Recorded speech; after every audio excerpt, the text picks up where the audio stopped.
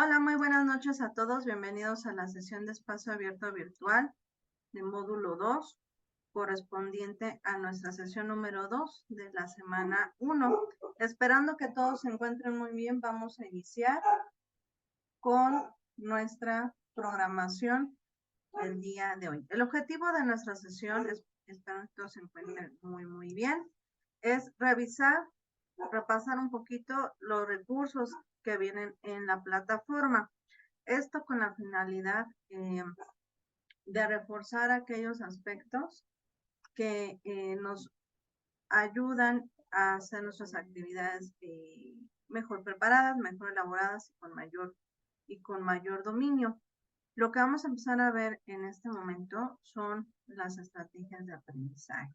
Y bueno, Miguel, que está conectado, a mí me gustaría preguntarte, Miguel, si consideras importante las estrategias de aprendizaje y cómo fue que elegiste la tuya para la actividad. Muy buenas noches. Si quieres, puedes escribirlo en el chat o bien activar tu micrófono como tú te sientas más cómodo.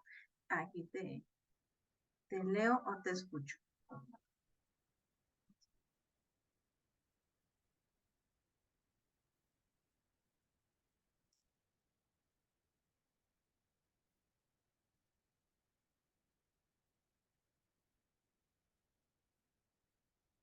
Un poquito el volumen, no sé. Bueno, ok.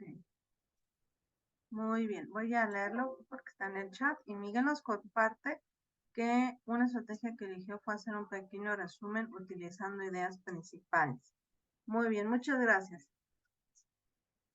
Gracias por la participación. Y bueno, sí son importantes las estrategias de aprendizaje, son útiles para nuestro proceso como estudiantes que somos, porque finalmente nos va a ayudar a tener el conocimiento más a la mano, por así decirlo, o sea, que podemos recordar fácilmente y que no nos cueste trabajo poner en práctica lo que nosotros estuvimos revisando con los recursos o bien haciendo en alguna actividad. Y finalmente, una estrategia la conocemos como un plan para alcanzar una meta.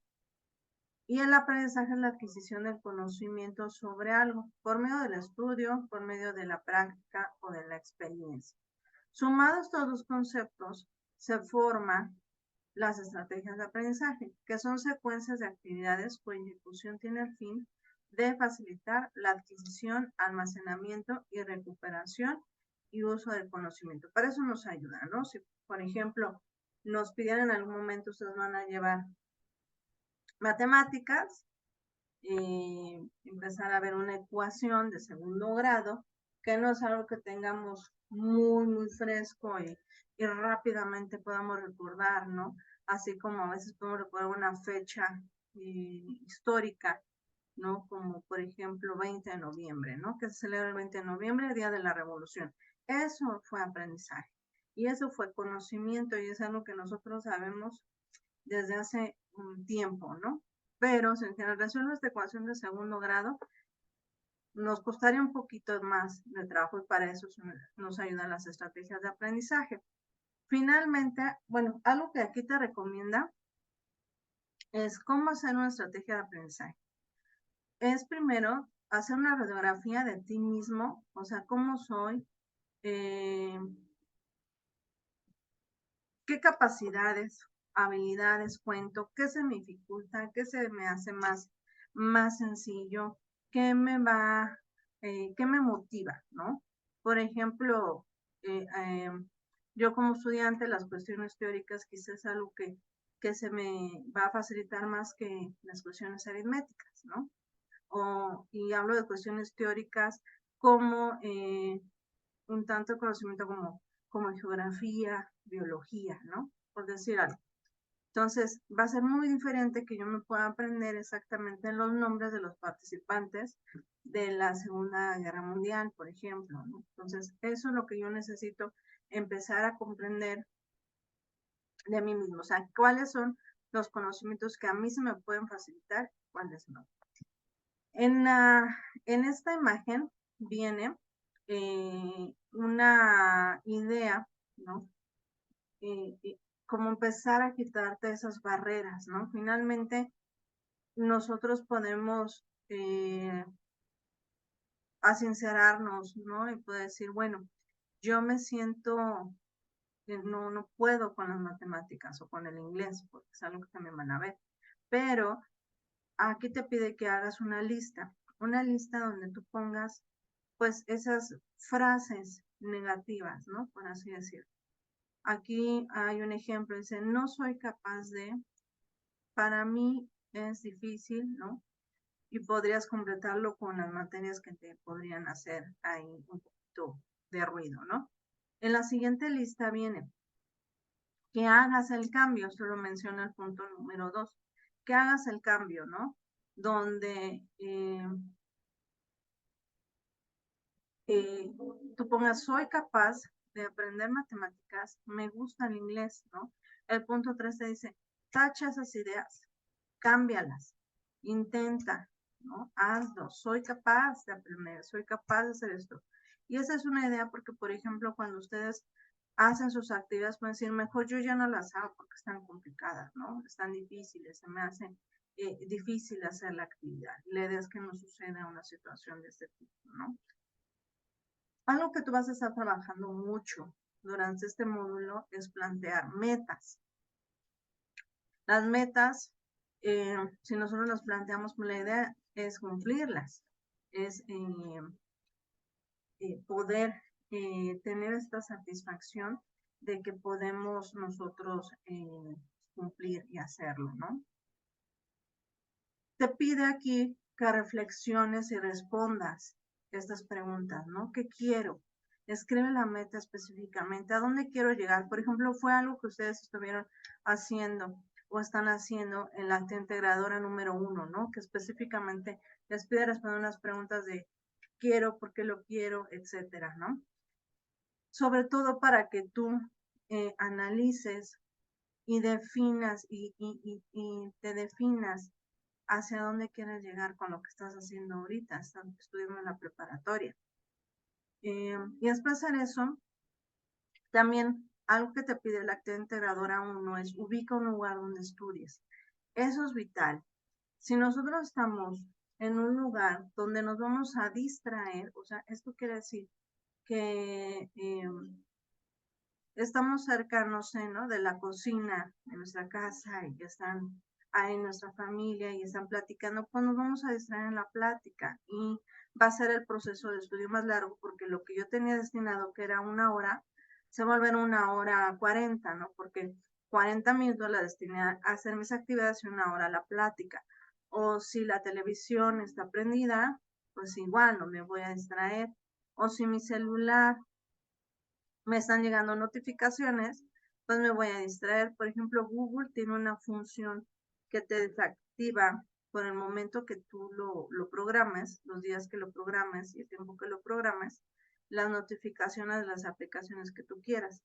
Por ejemplo, yo tengo el mío programado que se desactive, lo puse nada más 1 hora, que se desactive las notificaciones, por ejemplo, de Facebook y WhatsApp, por una hora. Entonces, en 1 hora no me llega nada y yo no estoy distrayéndome y me estoy enfocando a mi trabajo, ¿no? ¿Qué es esto? Entonces, yo les sugiero, podrían hacer este tipo de dinámicas para que no se distraigan tan fácilmente. También selecciona un lugar donde tú te sientas a gusto. Quizá no tenemos un estudio, ¿no? Un cuarto destinado con un escritorio, con un librero, ¿no?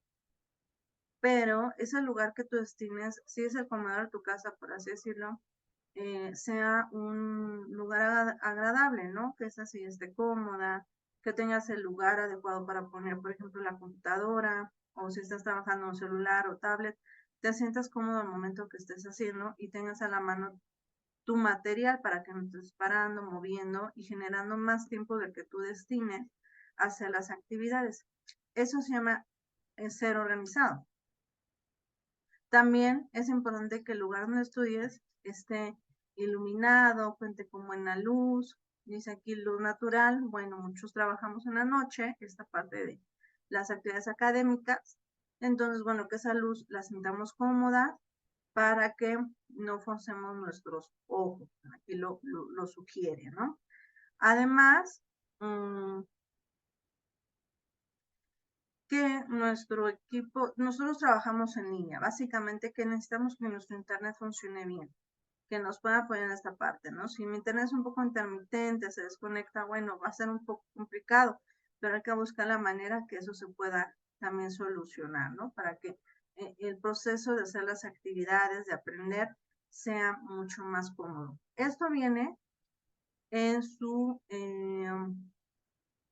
en los recursos, ¿no? Como sugerencia de estrategias de aprendizaje, ustedes van a, a seleccionar el lugar donde quieran estudiar, pero también es importante que también analicen las estrategias que sean más adecuadas. Hay diferentes tipos de estrategias de aprendizaje. Todo va en función de que se adecúen a mí, lo que sea más favorable en mi proceso de estudio. Por ejemplo, o sea, un resumen, eso puede ser, nos va a ayudar a es una estrategia de aprendizaje que va a ayudar a la estructuración, y eso va a hacer que información amplia está reducida y sea más fácil recordar y tener a la mano los elementos necesarios para poder recordar fácilmente lo importante de esa, de esa lectura, de ese libro, etcétera, ¿no? Aquí viene una imagen de diferentes estrategias de aprendizaje que pueden ser desde que hacemos un cuestionario, preguntas y respuestas. En la primaria era muy común, ahorita desconozco si se siga manejando, pero nos hacían cuestionario, ¿no? 10 preguntas acerca de la Revolución Mexicana, ¿no? Y quiénes fueron los participantes en la revolución, dónde se realizó. Entonces esas preguntas eran parte de una estrategia de aprendizaje para recordar elementos claves de la Revolución Mexicana. También viene, por ejemplo, en resumen, ideas conectadas. Me lo explicas, por ejemplo, nos ayuda mucho también nuestro proceso de aprendizaje, el que se lo expliques a alguien, ¿no? ¿Para qué? Para que lo recuerdes y vayas dominándolo. Ideogramas, que son, por ejemplo, presentaciones simbólicas visuales, y eso lo que hace pues también es recordar información que luego suele ser algo compleja. Hacer un video, ¿no? Explicando a los demás, por eso tiene una finalidad muy importante las actividades que ustedes hacen un audio o un video, porque también les va a ayudar, ¿no? A tener una mejor expresión y dominio del tema que se está tratando. Búsqueda y lectura en organización, ¿no?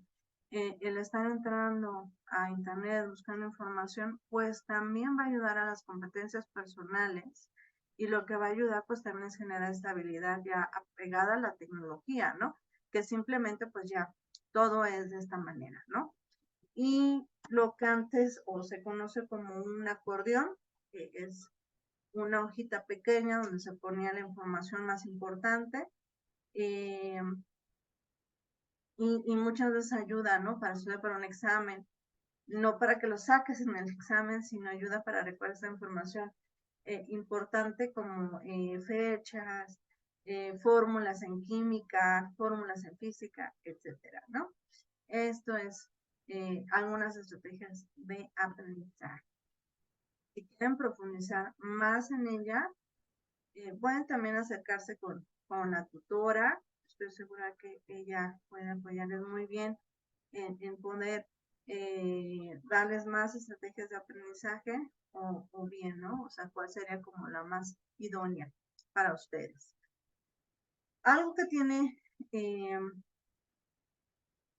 me gustaría que me ayudaran con esta pregunta, igual por medio del chat, si puedes, ¿qué diferencias ubica entre la comunicación oral y escrita? Es algo que muy común iba a ser la constante en este módulo es la comunicación, pero también tenemos que ubicar que tenemos una comunicación oral y una comunicación escrita y poder diferenciar entre una y otra. Espero que me ayudes contestando la pregunta, Miguel, si puedes, por medio del chat, te leo. Bien, antes de que nos vamos a continuar, esperando que haya respuesta por cuestiones de tiempo. Y bueno, algo que es la comunicación es un proceso de información entre dos o más personas, ¿no? Lo que ahorita estamos llevando a cabo es un proceso de comunicación. En este caso yo soy el emisor, Miguel juega el papel de receptor y también las personas que lo vayan a ver posteriormente. Yo estoy generando un mensaje, ¿no? Que es tocar los recursos que vimos durante esta semana y en ella hay todo un proceso de comunicación que ahorita vamos a ver. Aquí en el chat, Miguel nos pone que para mí la comunicación escrita me permite dejar permanencia a lo que puedo expresar, eso es correcto, y la oral solo se percibe al momento a menos que sea grabado. Es correcto, ¿no? O bien que la memoria también ahí nos juegue un buen papel, si no, se nos olvida. Y bien, ese es el proceso de comunicación y los elementos que intervienen. Antes, el proceso de la comunicación solamente era emisor, mensaje, receptor, ¿no? Y listo. Ahora no. Las personas que se dedican a esto han ampliado el proceso de la comunicación. Hay un contexto, primero que nada, y de ahí el primer paso que está en este esquema es el emisor. La persona envía un mensaje. Para eso se concibe una idea, ¿no? Estoy pensando qué decir. Se codifica la idea, o sea, se transforma en símbolos, que estos son las palabras, las oraciones que se están formando. Ya que está formado, se transmite el mensaje por medio de un canal, ya sea oral auditivo o gráfico y visual. En este caso, pues estamos trabajando ambas. Está haciendo una presentación de unas diapositivas y a su vez también pues me está escuchando, ¿no? El receptor lo percibe, recibe ese mensaje y lo interpreta.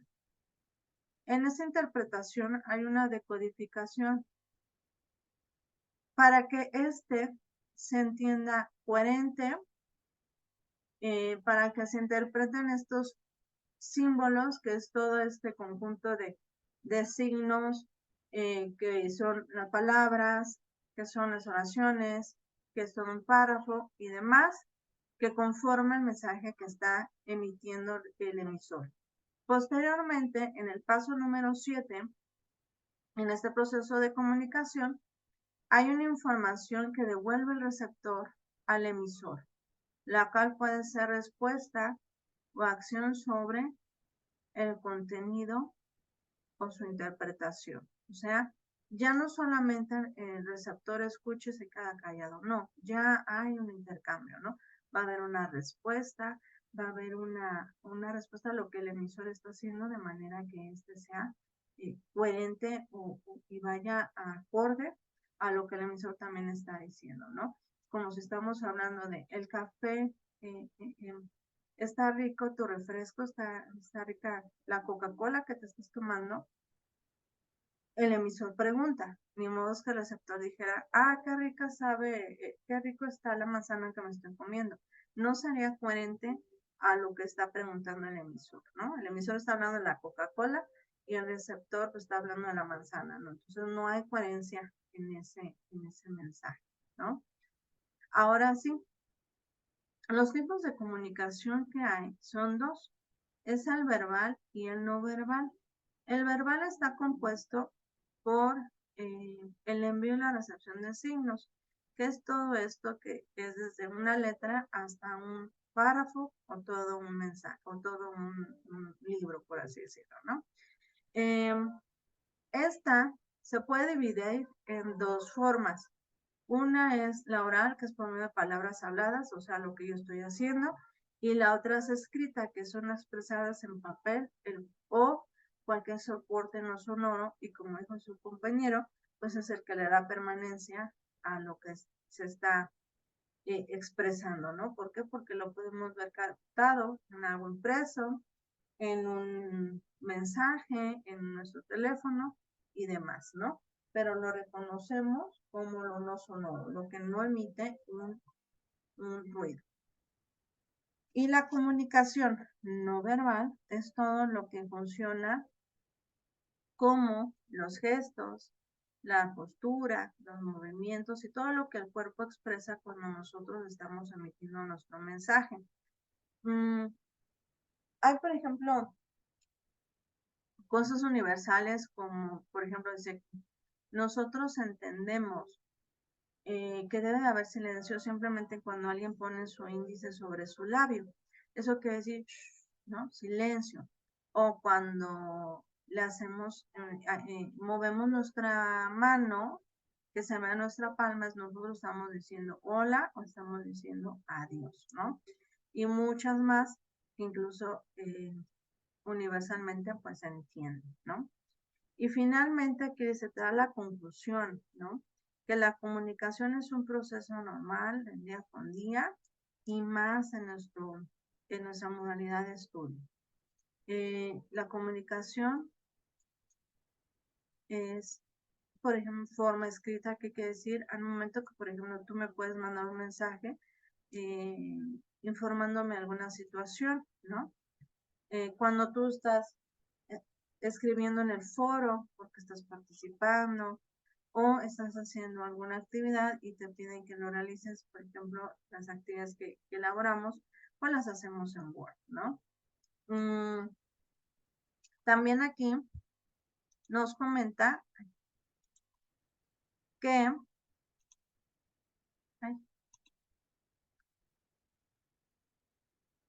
el escritor, al momento que hace su escrito, ¿no? La idea es que estos sean claros y que se comprendan. Por eso también las actividades procuren hacerlas de esta manera, ¿no? Claras, que se comprendan, porque si no, bueno, se podría ver como una actividad no ordenada, una actividad que está incluso hasta mal hecha, ¿no? Y el mensaje que tú quieres transmitir al momento que haces tu actividad, pues muy probablemente no se podría entender, ¿no? Por eso es que hagan sus actividades de manera clara para que este proceso de comunicación oral y escrita sea ordenada y sea clara. Una de las funciones más bien, ¿cuál es la importancia de comunicarnos? Bueno, como seres humanos nosotros somos seres sociales, no somos como otra especie del reino animal que son solitarios, nosotros no. Nosotros necesitamos relacionarnos porque ya sea que estamos en un círculo familiar, ya sea porque nos vamos al trabajo o porque necesitamos algo, etcétera, ¿no? Dada la finalidad que sea. A que sea una de la importancia de comunicarnos es porque nos va a dar la facilidad de coordinarnos y la fluidez en las relaciones. Si yo estoy en mi trabajo y necesito que me den un reporte, pues simplemente tengo que solicitarlo, ¿no? Por ejemplo. Aparte porque genera un buen ambiente. He aquí la importancia de expresarnos conforme nuestro sentir, ya sea nos sintamos bien o mal, expresemos esa parte para generar ese ambiente y pues evitar alguna situación, ¿no? Ayuda también a informar, persuadir, regular y motivar. Ese proceso de comunicarnos, por ejemplo, pues es importante que en el foro aprendiendo, pues ustedes participen, ¿no? En ese foro para que nos motivemos, para que, por ejemplo, informen, ¿no? Miren, yo encontré esta app donde fácilmente puedes cargar tu audio, vamos, ¿no? Ya estamos en el cierre de semana, a mí me fue súper bien, o la verdad las sentí muy pesadas, pero pues me mentalicé en la meta que yo tenía que lograr, ¿no? Por ejemplo. Bueno, va de la mano la comunicación asertiva. Me voy rápido porque la verdad es que la hora a veces se me va rapidísimo de nuestra sesión de espacio abierto virtual.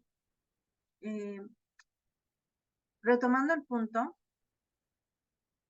los pasos en la comunicación asertiva, bueno, son varias formas, pero finalmente la comunicación asertiva es una manera que nos va a permitir dialogar con calma y respeto, expresando lo que queremos decir, pero claro, sin herir a los demás, sin ser impulsivos, sin ser también de manera que digamos cosas que en el momento pues puedan generar un ambiente tenso, un ambiente un tanto hiriente, ¿no? La idea es que nosotros expresamos lo que sintamos. Por ejemplo, si yo me siento feliz por alguna situación, lo exprese. Si yo me siento enojada, también lo exprese y no solamente quiera que me adivinen o quiera que, a ver, a ver, ¿no? Que ahí hacer un ambiente tenso porque no pueda yo expresar que me enojé por algo o que no quiero ir a algún lado, ¿no? La idea también es manifestar lo que uno piensa.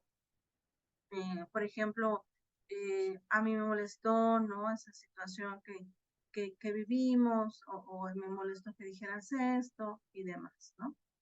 Y di lo que quieres que suceda. A mí me gustaría, por ejemplo, hace poco fue mi cumpleaños y yo le dije a mi familia que quería que me pusieran globos, ¿no? Sería padrísimo que fuera así como espontáneo y demás, pero era un sentir, digo, es un ejemplo muy burdo, pero la idea es que di lo que quieres que suceda. Para eso nos ayuda la comunicación asertiva. Esta es una de las herramientas que nosotros como psicólogos, dado la orientación psicológica que nosotros manejemos o la terapia que manejemos, pero en mi caso es algo que yo trabajaba también con los pacientes, ¿no? En ese momento, o por ejemplo es algo que trabajo mucho con los estudiantes, la comunicación asertiva, sobre todo porque también trabajo con una población que es adolescente, ¿no? Entonces el adolescente pues está en un proceso bioquímico, actitudinal y demás cosas que a veces pues no les permite expresar lo que sucede o muchas veces no lo quieren decir o muchas veces pues el mismo control de las emociones pues no está funcionando normalmente y se pueden irritar, ¿no? O se pueden encapsular. Entonces la idea es eso, ¿no? Que utilicemos esta comunicación asertiva. Viene ahí, a mí se me hizo importante tocarlo, mencionarlo, porque creo que también nos ayuda mucho en este proceso que estamos estudiando. Si me dedico solamente al estudio y ya pues puede estar un poquito más leve la carga de actividades, pero si soy una persona que tiene hijos, hace actividades en casa, está trabajando y demás, puede ser a veces complejo esta parte de decir, no puedo ir a ese compromiso, no puedo ir a esa fiesta porque tengo que hacer mis actividades. Yo lo pasé cuando estaba también haciendo la maestría, ¿no? Híjole, me da mucha pena, pero no voy a poder asistir a esta reunión porque tengo que hacer mis actividades. E hice uso de la comunicación asertiva, ¿no?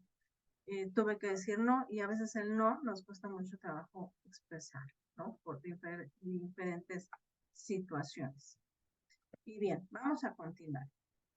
Pasando a otro tema, son los acentos. Y bueno, Miguel, que es nuestro participante que está aquí, a mí me gustaría preguntarle, Miguel, ¿tú te sientes que tienes buen dominio en los acentos? ¿Que puedes identificar qué palabras llevan acentos? Y mientras él lo responde, vamos a ver qué es un acento. Si ustedes ubican cuando estábamos estudiando a nivel básico, nos enseñaron primero a separar sílabas. ¿Para qué? Para que nosotros identificáramos dónde va un acento. Y un acento es un símbolo que está representado con una rayita pequeña arriba de una vocal. Siempre es arriba de una vocal, no de una consonante.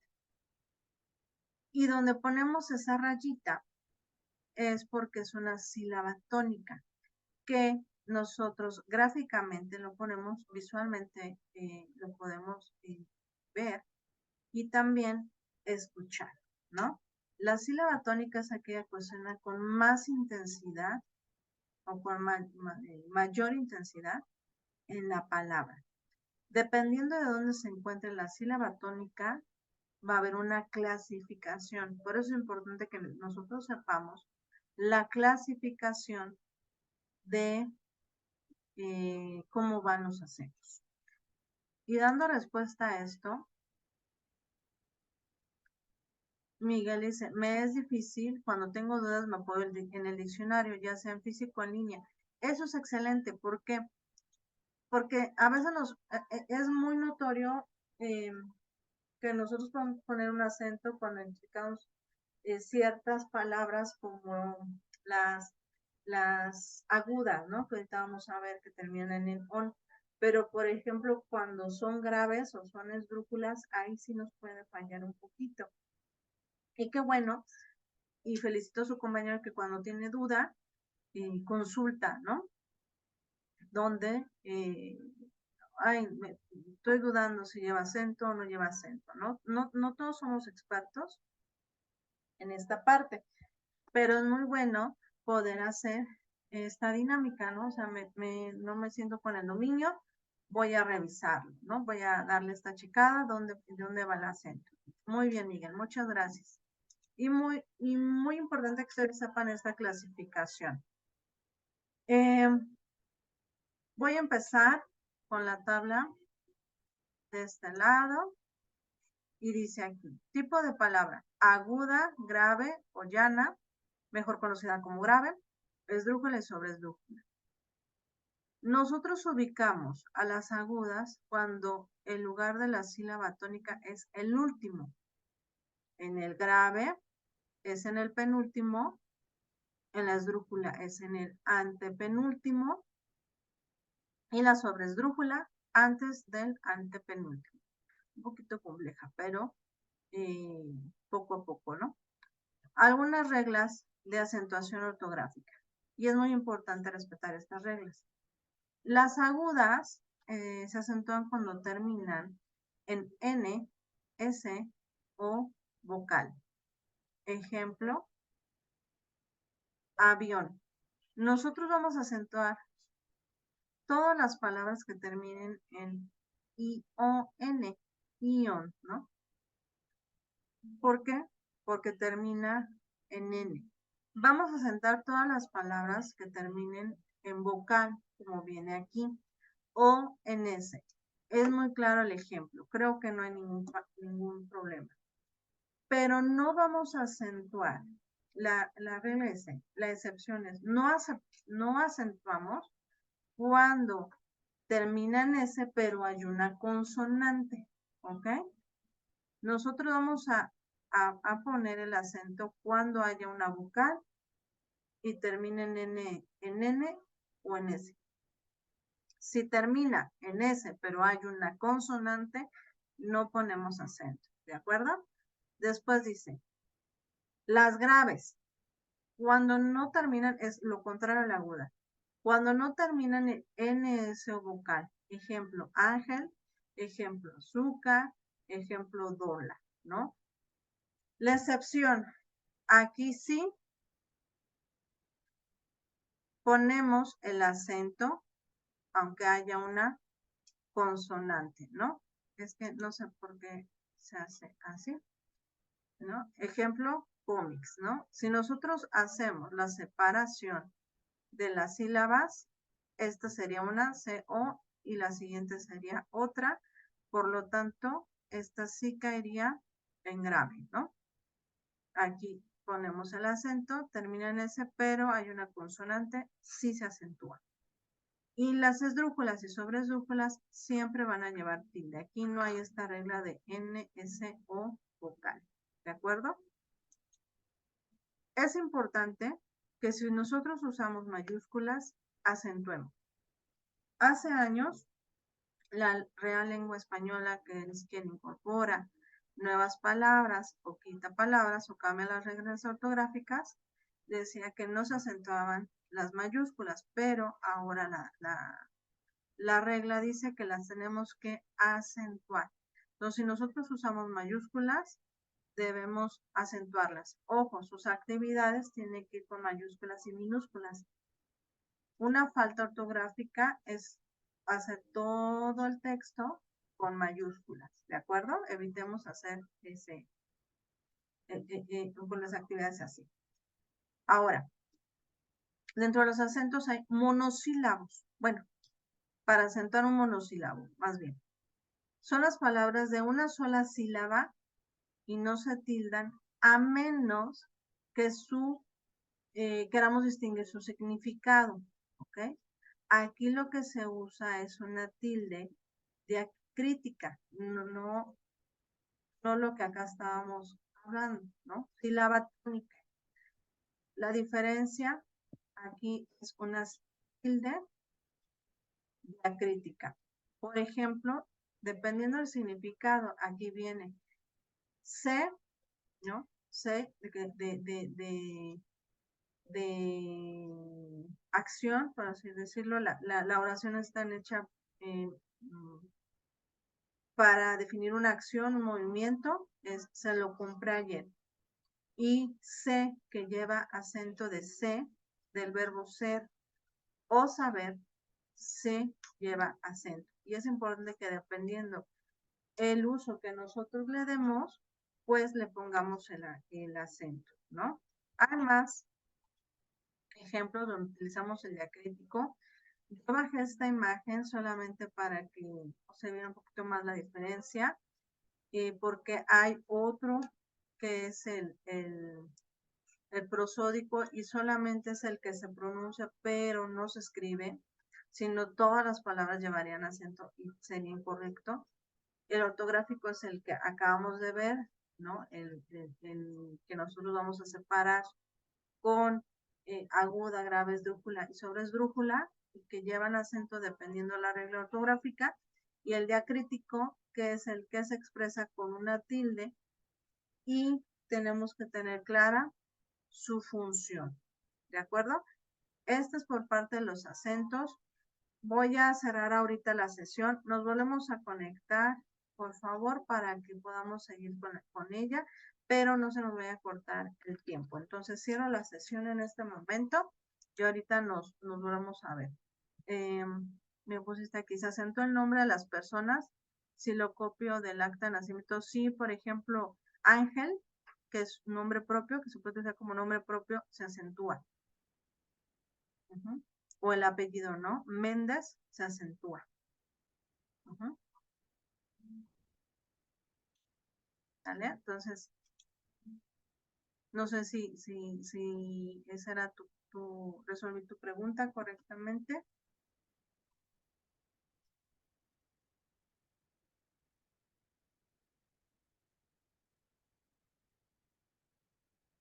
Bien. Bueno, entonces se corta la sesión. Nos volvemos a conectar, por favor.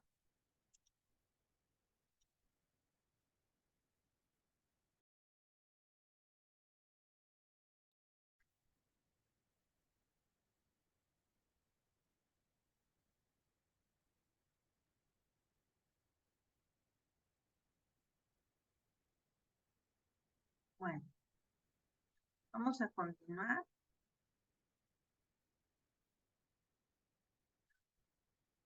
Vamos a ver ahorita. Listo, ya estamos aquí. Espero haber contestado tu...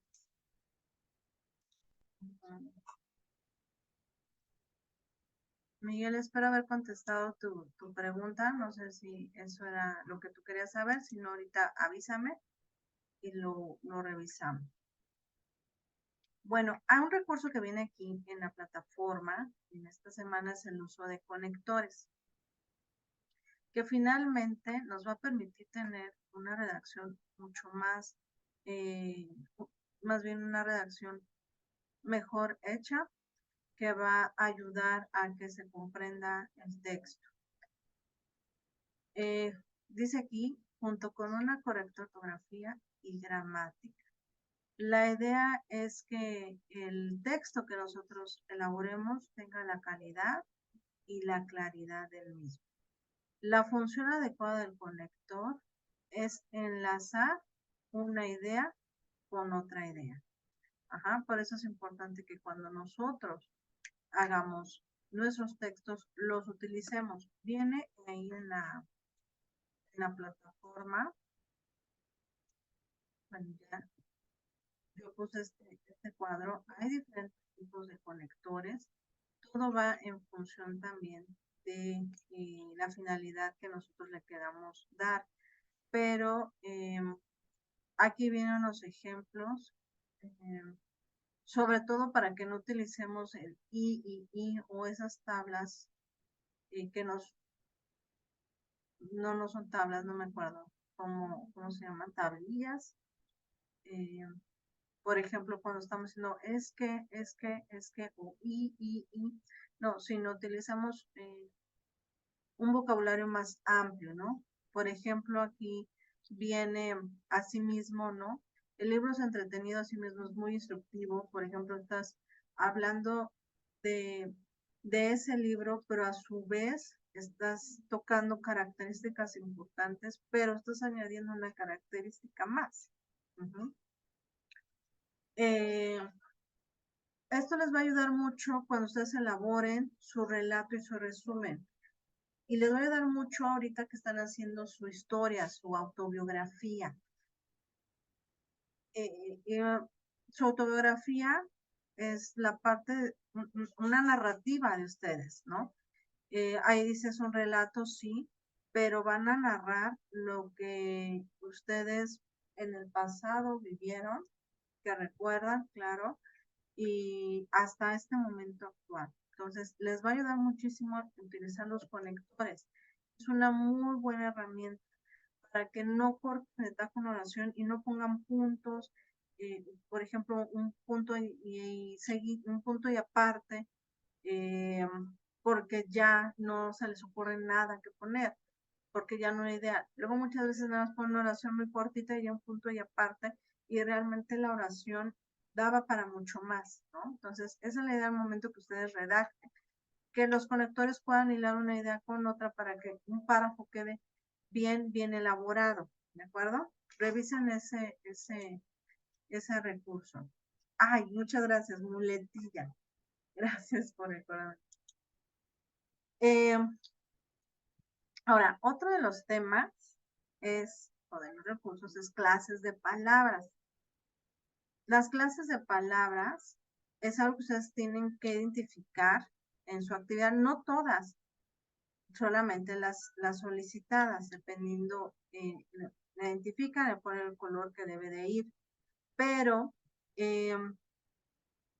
las clases de palabras son, dice aquí, poseen rasgos que permiten clasificarlas en diferentes grupos, llamados categorías gramaticales. Es aquí cuando nosotros tenemos que identificar qué es un sustantivo, qué es un adjetivo, qué es un pronombre, qué es un verbo, qué es una preposición, etcétera, ¿no?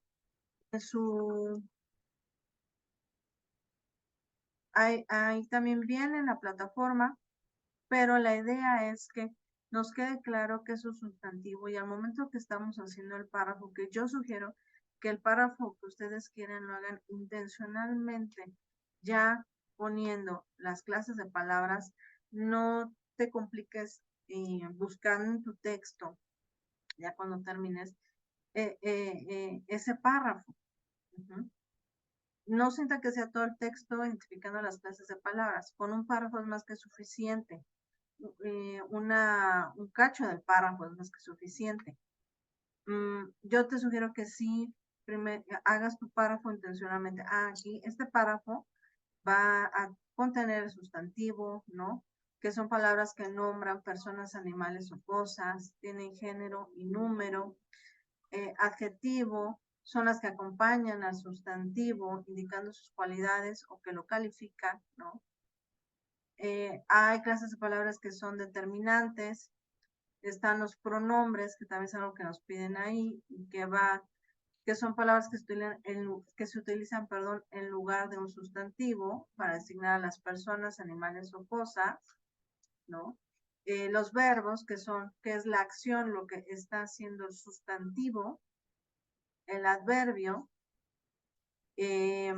son palabras que pueden modificar o completar el significado del verbo. Preposiciones son palabras que relacionan dos elementos en un enunciado, sirviendo como nexo o enlace. Y están las conjunciones, que son palabras que sirven para unir dos ideas dentro de una misma oración. Entonces, yo aquí les puse un ejemplo. Estos son las clases de palabras que les piden. Y solamente tenemos que empezar a identificarlas, ¿no? Nombre, el gato, artículo, él, ¿no? Pronombre, él, aquí se me... Él anda, o sea, persona. Adjetivo, gato lindo. Verbo, el gato salta. Adverbio, el gato salta ágilmente, o sea, lo está calificando. La preposición, que es el que hace nexo, el gato salta hacia el estante. Y la conjunción que sirve para unir dos ideas es el gato corre y salta, ¿no? Entonces, por ejemplo, yo puedo hacer mi párrafo hablando de mí, o sea, pues, la historia de mí mismo, pero, por ejemplo, ¿no? Estaba yo jugando en, en el parque, ¿no? Y ahí ya hago mi párrafo. Esas son las clases de palabras. Por ejemplo, aquí hice yo uno como ese párrafo que les piden en la actividad. Y por ejemplo, no se distinguen muy bien los colores, yo creo por el color de la diapositiva, pero por ejemplo dice aquí, Aurora compró 3 manzanas cuidadosamente en la tienda pequeña con un artículo, con una canasta, perdón, y luego exclamó, vaya, ese día fue muy feliz para mí porque tuvimos un lindo día que me hizo recordar mi infancia. O sea, este párrafo está destinado a otra persona. Tú puedes hacerlo, por ejemplo, de una anécdota con tus papás, con tu hermano, con tu pareja, tú solo, con tu mascota, etcétera. ¿Ok? Esas son las clases de palabras. No lo olviden ponerlo en su actividad para que tengan obviamente el aprendizaje esperado, pero también, pues dependiendo de la rúbrica, lo que nos está solicitando, ¿no? No sé, ¿hasta aquí alguna duda, Miguel?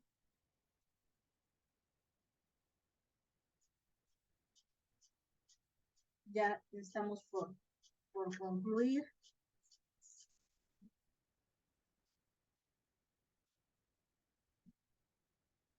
Y bueno, una de las cosas que a mí me gusta tocar ya como cierre de nuestra primera semana,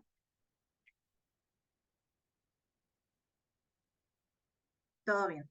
Y bueno, aprovechando que estás aquí en esta sesión, ¿qué esperas de estudiar el bachillerato, Miguel? ¿Qué es lo que tú quieres y deseas alcanzar estudiando el bachillerato? ¿Cuál es el propósito de estudiar el bachillerato? Mientras, yo voy a adelantar con esto. Solamente es un breve comentario acerca de los objetivos del bachillerato. El bachillerato tiene la finalidad de ofrecer una cultura básica sobre aspectos de ciencia, sobre aspectos de técnica, sobre aspectos de humanidades, lo cual va a construir nuevos conocimientos. Es por ello que las actividades pues tienen que ser un tanto complejas, claro, y tanto realizadas por uno mismo, para que esos nuevos conocimientos queden realmente adheridos a a nuestro repertorio como, obviamente como personas, pero también como personas que estamos activamente haciendo actividades. Por eso, en el bachillerato proporciona, sí, claro, los conocimientos, pero también los métodos, las técnicas y los lenguajes necesarios para ingresar al estudio superior. Si están tus planes que sea una licenciatura, pues la preparatoria es eso, te prepara, por eso tiene ese nombre, ¿no? Para que puedas empeñar de manera mucho más fácil, mucho más eficiente esa labor en la universidad o si no en una actividad laboral. También la preparatoria nos ayuda a desarrollar las habilidades, por eso es el nivel donde tenemos que desarrollar textos, hacer operaciones, reforzar idioma o aprender idioma, saber de contextos culturales, históricos, etcétera, porque también nos va a ayudar con las actividades esenciales para la actividad productivamente, socialmente útil. Por ejemplo, la preparatoria hace años, bueno, tiene muchos años, hablamos de la época y por alrededor de 1800, en México la preparatoria pues solamente era para los hombres y las clases la daban por parte de la Iglesia Católica y les enseñaban a los chicos oficios, ¿no? Esos oficios, ¿para qué? Para que pudieran trabajar y claro, eso les ayudará a tener una familia más adelante. Posteriormente ya se modifican los planes de estudio por alrededor de 1900, donde ya, claro, también se incorporan las mujeres a estudiar y también están los oficios. Pero esto está esencialmente diseñado para que nosotros podamos tener todas las herramientas necesarias para que desempeñemos funciones productivamente útiles. Y ahorita leyendo el chat, su compañero nos pone, obtener mi grado de bachillerato, los conocimientos que me permitan una mejor experiencia laboral y también acceder a la universidad. Nosotros tenemos que tener la preparatoria para que podamos entrar a la universidad y estudiar la carrera que nosotros queramos de acuerdo a nuestros intereses, a nuestra vocación y demás, ¿no? Entonces, muchas gracias, Miguel, por tu participación, por tu aportación, que también enriqueces este espacio. Bueno, era solamente tocar este punto. Y finalmente, ya para tocar algo muy importante que van a estar haciendo es trabajar con ustedes mismos. Es saber cómo manejan su imagen personal, esta imagen real, esta imagen de cómo se perciben, esta imagen que está relacionado con cómo me ven los demás y demás, ¿no? Sobre todo porque van a ser estas dos actividades, la actividad integradora 1, la actividad integradora 2, ¿no? Donde tienen que dar este clavado a sí mismos, saber qué es lo que quieren, ¿no? Trabajar un poquito más con el autoestima, reforzarlo, eh, apoyarse en la familia, pero también esta parte de qué quiero, porque lo quiero, qué voy a lograr con ello, qué va a pasar, ¿no? Si en algún momento yo tuviera alguna dificultad que me pidiera seguir y demás, ¿no? La idea es que al momento que yo sé lo que quiero, pues será más fácil y mucho más sencillo lograr esas metas que me estoy planteando, ¿no? Y esto es una parte de lo que viene en el proyecto de vida, eh, que es el que te va a permitir desarrollar de manera más exitosa, de manera individual como de manera social. Vas a estar trabajando mucho en la oración de metas, así que plantéatelas y claro, cúmplelas, pero la idea es que aproveches al máximo tus recursos como persona, por eso es importante que sepas quién eres, qué habilidades tienes, qué capacidades tienes. Sí, todos tenemos defectos, pero trabajes en ellos y que también tus decisiones sean basadas más en tu bienestar, ¿no? No tanto emocionalmente y por el calor del momento. Y que esto mismo lo visualices para lidiar con los riesgos a futuro, porque si el futuro es incierto, ya vivimos una experiencia bastante complicada con la pandemia, de un momento a otro, pues todo se paró, ¿no? Y tuvimos experiencias quizá negativas y positivas, ¿no? También en esta parte, pero hubo riesgos, ¿no? Y con esto hablo de que si hay una situación así, no pierda mis planes, ¿no? Que mi proyecto de vida no se vea olvidado, tal vez va a un momento que se vea truncado, pero no quiere decir que ya, ¿no? No lo pueda yo hacer, sino que puedo retomarlo y en el momento que tú estés trabajando con tu proyecto de vida en la actividad, pues te sientas seguro y que también dices, bueno, si llegara a pasar esto, pues la idea es no renunciar y no tirar la toalla, ¿no? Sino cumplir y llegar a esa cima de lo que tú como persona te estás proponiendo, ¿de acuerdo? Y bueno, para pasar a esta parte, lean bien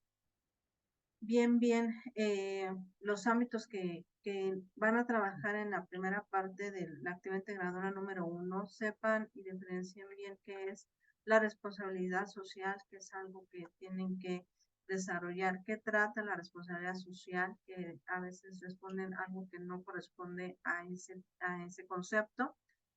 Léanlo bien, si no queda claro me pueden preguntar, pero la idea es eh, que sí conozcan qué es el concepto de responsabilidad social, no lo dejen a un lado, o bien no responder algo que no se acorde a ese término. Quería tocar ese punto porque ese es el que a veces leo en sus actividades y no responden lo que es, ¿no? Entonces, para que no pase ese detalle, chéquenlo y cualquier duda, pues quedo a sus órdenes y no olviden utilizar normas APA. El manual de citas y referencias lo puse en el foro Aprendiendo. Nada más copias, pegas y ya te descarga el manual para que ustedes vean. Evitemos caer en plagio. Si vamos a utilizar el concepto de un autor, utilizamos citas. Si vamos a hacer anotaciones dentro de un párrafo que también toque a un autor, tenemos que poner las referencias, para evitar caer en plagio. Y si yo consulto páginas de internet o un libro, un video, etcétera, ponga la bibliografía. Háganse este buen hábito de utilizar normas APA para que nuestro trabajo sea formal, sea bien hecho, sobre todo porque si el plan es entrar a la universidad, ya tengamos esta parte formativa desde la preparatoria y no nos sea pesado utilizar normas APA ya en la parte superior de nuestros estudios, ¿no?